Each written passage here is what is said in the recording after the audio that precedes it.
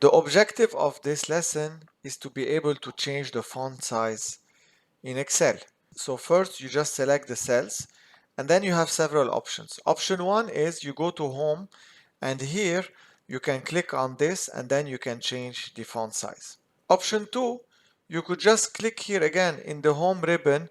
You click here and as you can see the font size is decreasing slightly or increasing slightly. So you can try to test several font size instead of every time clicking here and then selecting a font size.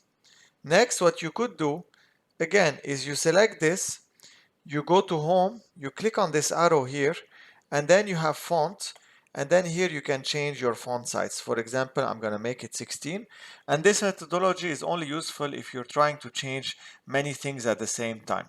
So we're going to change it, and this is how it is.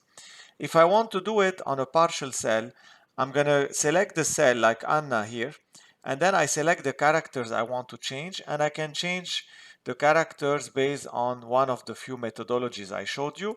So you can click here, for example, and make the NA much bigger than the A. So now let's look at numbers. So for numbers, you can do the same, obviously.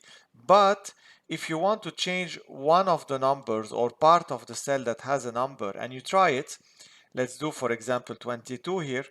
It looks like it worked, but as soon as you go outside the cell, it goes back to normal. Why? Because this cell is formatted as a number. So what you do, you click on it, you go here in the formula bar, you put an apostrophe before.